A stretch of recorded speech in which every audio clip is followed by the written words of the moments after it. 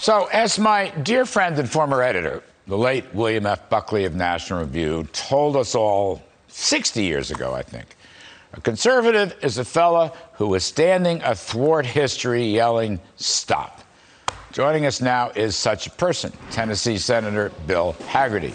All right, Senator Hagerty, you were the guy standing athwart history saying stop. You didn't want to vote for unanimous consent. You wanted to slow this machine down. The deficit numbers didn't work. A lot of promises are not kept.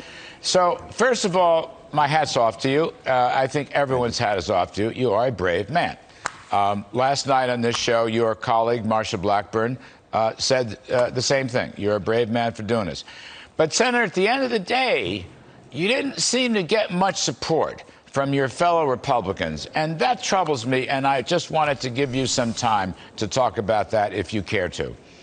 Well, you're kind to do that, Larry, and I've got to say, you know, the past 5 days have been pretty lonely, but we've accomplished something.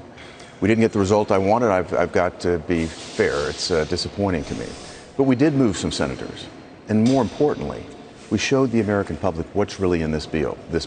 You know, Larry, when you and I served in the Trump administration, we were criticized constantly about not respecting the institutions here in Washington. Yet when the Democrats come in, it's all different.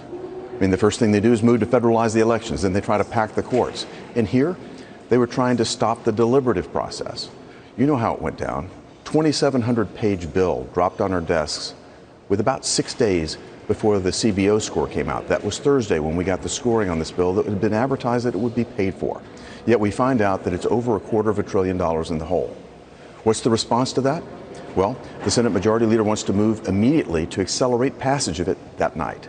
They wanted to sweep it under the table, put some bipartisan momentum in place so they could move really what their great goal is, and that's this $3.5 trillion spend-a-thon that they're underway with right now. What I did was say no. We're going to deliberate this. If the Senate is the greatest deliberative body, we're going to take a hard look at this, and I would not agree to accelerate it. And I've heard from people in Tennessee and all around the nation how much they appreciate the fact that we let them see what's in this bill. Well, I would expect so. Look, one of the troubling, I'm not here to criticize, you know, this rhino stuff. Look, a lot of the people that put this deal together are friends of mine. I think they meant well. I think, I don't know, a third to half the bill actually is about core infrastructure. The rest of it is not. It was all about green stuff and excess spending and mass transit and what have you. And that's why I liked your position. But most of all, Bill Hagerty, when the Congressional Budget Office came out with the score of minus $265 billion, so many senators on both sides of the aisle said they were going to wait to see if the pay-fors paid for, $256 billion. So the score came out. Now, I've had my differences with CBO down through the years, but Senator Hagerty, they are the scorekeepers. They make the rules. And it just seems to me like a lot of Republicans walked away from that and dissed it, and a lot of Democrats. And I don't think that's healthy, because the big thing here is to stop reconciliation, which would transform America in ways we don't want. Well, you're exactly right, Larry. And by stopping this, by slowing it down for the past 5 days, I think we've put an immense amount of pressure on the moderate Democrats in the House who are in swing districts. They're going to have a much harder time now moving forward with this now that their constituents know what's in this bill.